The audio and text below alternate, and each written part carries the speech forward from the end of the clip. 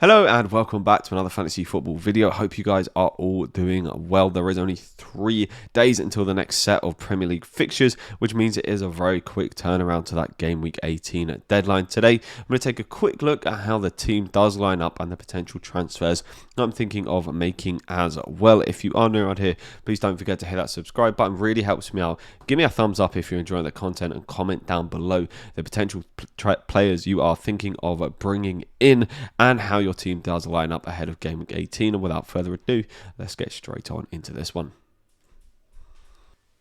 So quickly, how has the team performed so far in game week 17? I thought the game week had gone a little bit down the drain with how well other managers' midfielders were performing, but I recovered a little bit in that Manchester United game yesterday with Luke Shaw coming in with a big 8 points and have ended up with 61 points so far this game week, with still 3 Manchester City players left to play and big man up top, Captain Haaland, still to go. So it has ended up giving me a 200k green arrow so far, up from 1.6 million to 1.4 million. I'm very much hoping that proceeding into game week 18 I can continue on this form and potentially even get into the top 1 mil. That would be rather nice. So you can see here, this is how my defense lines up for game week 18. I've gone for only the 3 at the back: Cancelo, Trippier, Shaw and Kepa. Kepa had a nice game against Bournemouth, picking up a 9-pointer, 3 saves, and then the 2 bonus points on top of that. Trippier, once again showing how essential he is, picking up a 12-pointer against Leicester City. Cancelo is still yet to play, and Shaw picking up an 8-pointer against Forest. It was quite a nice week all round from these defenders. For now, I'm reasonably happy with this defence. The only thing that I might be doing in the near future is moving out Luke Shaw. He looks good for the next game against Wolves and then the game against Bournemouth the week after that, but after that I think I might look at potentially bringing him out and getting someone else in to take up that third defender spot. But the other 3, Kepa, Cancelo and Trippier, I am more than happy with for now. Moving quickly on into the midfield, and you can see here that I've gone for a more midfield heavy based strategy. I've kind of realised that the midfield is where it is at, and so I'm very much following on from the mistake I made in game week 17 by not playing Almiron, and as you can see that I'm starting him. The 5 midfielder formation is probably the one of the best out there, just because the midfielders do end up scoring the most amount of points as the season goes on, and with the budget options like Andreas and Almiron, it makes it very easy for us to hit that 5 midfielder formation. Andreas is playing against Southampton in this next game. I am looking at potentially moving Andreas out, maybe to the likes of Odegaard. I do like the look of Arsenal at the minute, looking good going forward, and Odegaard has been picking up attacking returns along with bonus points as well.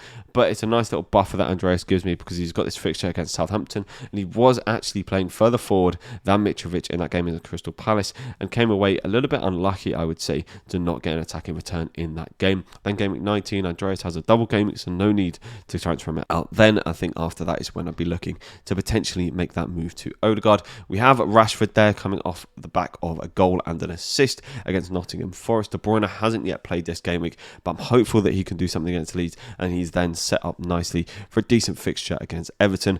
Martinelli has been pretty consistent so far this season, and they play a Brighton side that has also been good, but not quite as good defensively under De Zerbi as they were under Potter. And so I'm pretty confident going into this week with this midfield.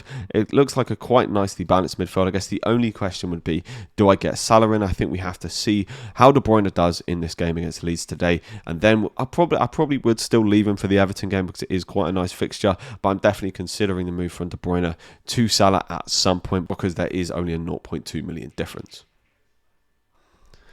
Then finally taking a look at the attack, it's quite simple up front at the minute, just Haaland and Kane.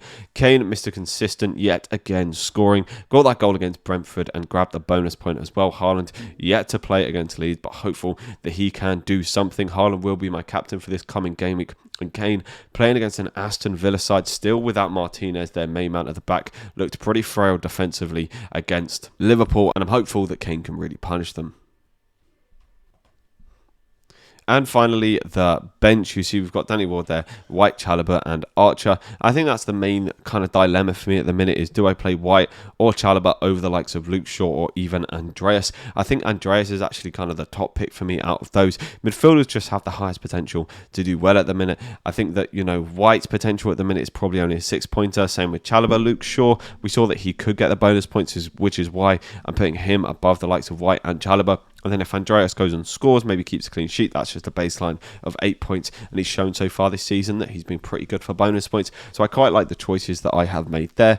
Then I also have to think about, well, going forward, what transfers do I want to make? I think for this week, banking the transfer is perfectly fine. There's no reason with the players that I've got there to be making a transfer. I do have to think about, do I take out Chalobah or Shaw for Game Week 19, because I'm going to have to kind of drop one of them down to, say, like a Patterson in order to free up a bit of money so I can trade out Andreas for a more expensive midfielder. I'm actually thinking of going Chalobah before Shaw, although Chalobah does have the Game Week 19 double. Shaw has that home game against Bournemouth, and we're not actually 100% certain whether Chalobah is going to start both of those games. And in a one-off fixture, either against City or against Fulham, I much prefer the one fixture for Luke Shaw at home to Bournemouth, and so I think I'm more likely to actually be selling Chalobah.